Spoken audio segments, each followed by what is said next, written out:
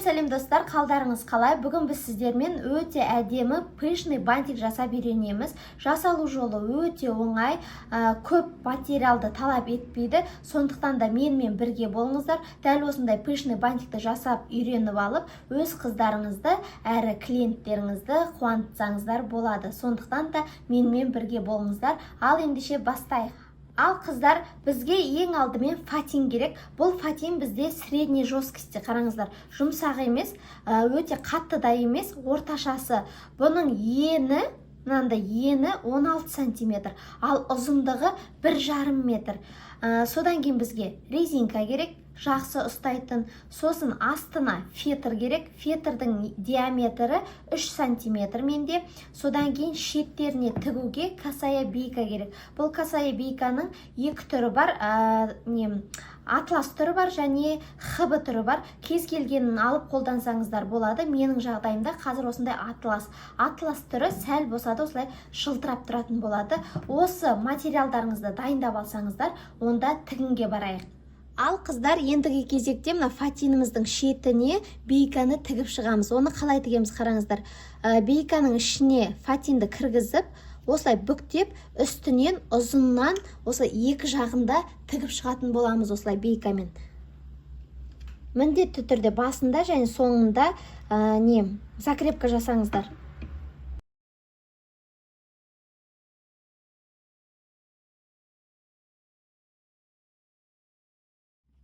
Ал қыздар, қараңыздар, 1,5 метрді толығымен тігіп алдым. Екі жақ шетіне де косая бейканы. Енді осы шеттерін міндетті түрде отқа күйдіреміз, сөгіліп кетпес үшін.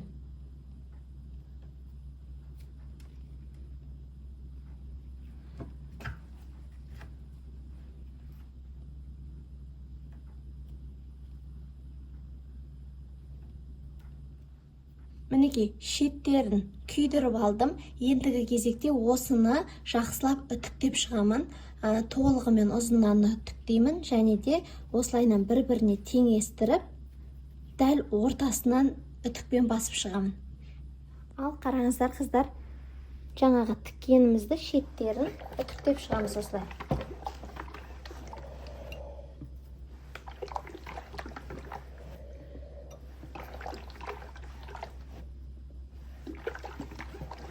Сонда тігістеріңіз барлығы әдемі болып көрінеді. Енді осыны тең ортасынан үтіктейміз. Бір-біріне осылайынан қаратып.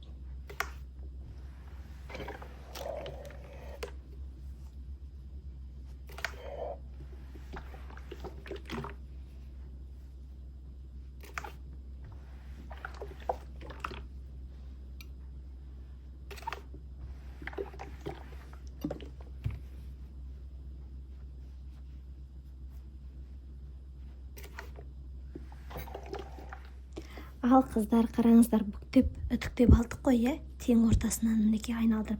Енді осыны ашып, тең ортасынан ұзыннан бүктейсіздер. Бүйтіп ашасыздар, жаңағы үтіктелген жерді ашып, мінекей осылайынан ұзыннан бүктейсіздер, бірлеп. Содан кейін осыны тағы да бір-біріне қосып, тағы бір бүктейсіздер. Сонда қараңыздар, жаңағы фатиніміз төрт қабатқа бүктеледі, көрдіңіздер ме? Және де ортасынан жаңағы біз үтіктеген мінекей ізі бар. Енді осы іздің бойымен көктеп шығамыз. Осы төрт бүктелгенді көктеп шығамыз. Қараңыздар, қазір теңестіріп алайын.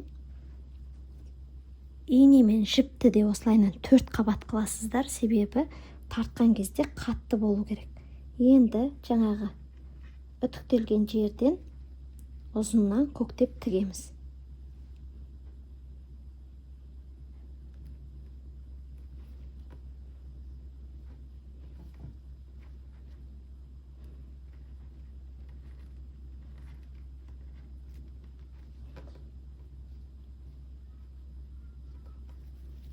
Қолға жинап алыңыздар. Маған қазір былайынан ыңғайсыз болып тұр.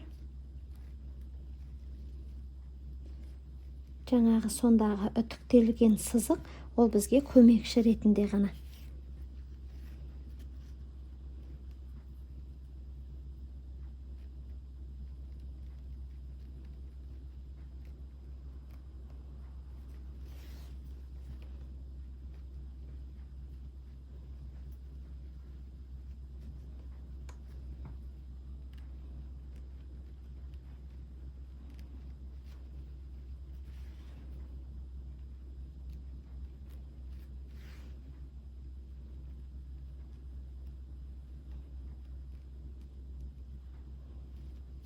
Енді осыны жақсылап тартасыздар осылай.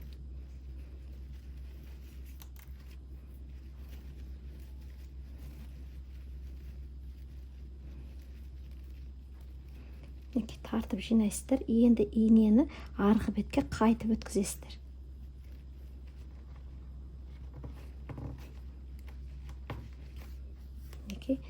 Дәл осылайынан тағы 1-2 рет әрі-бері жүріп өткізсеңіздер болады. Себебі ана ортасы қатты тігілу үшін.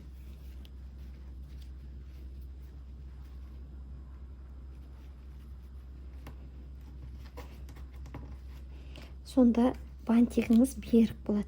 Енді осы жерден 1 рет көктеп жібереміз. Сосын түйнектейміз.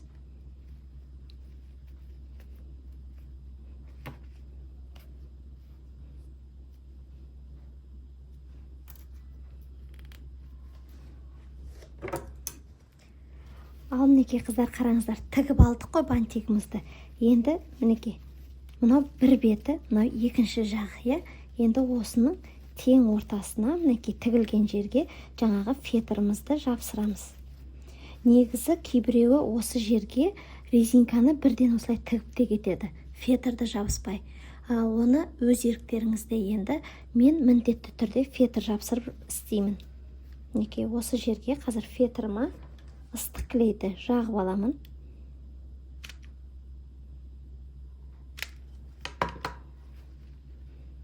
Енді осыны жақсылап жабысырып, біраз ұстай тұрамын.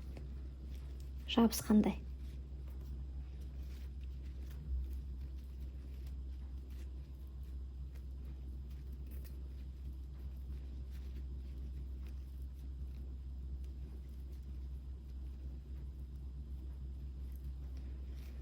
Енді осының дәл ортасына резинканы жапсырамыз.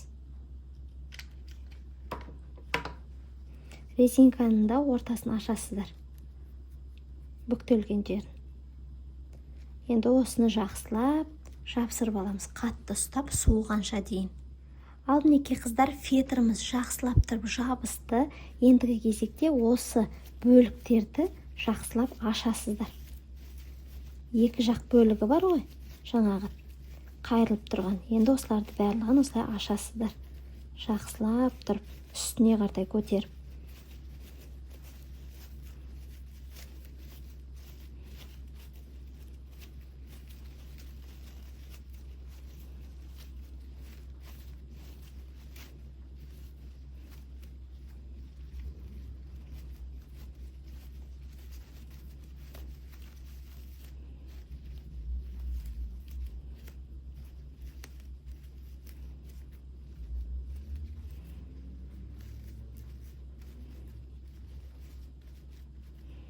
Ал мінекей қараңыздар, қыздар, бантигіміз пышный болып дайын болды.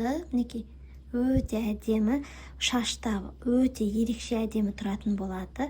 Осының кез келген түсінен, кез келген фатинді қолданып, осы түсін ауыстырып жасасаңыздар болады. Сондықтан да менімен бірге болыңыздар. Пайдалы болса лайк басып, комментарий жазуды ұмытпаңыздар. Сіздермен бірге болған өнерлі ана.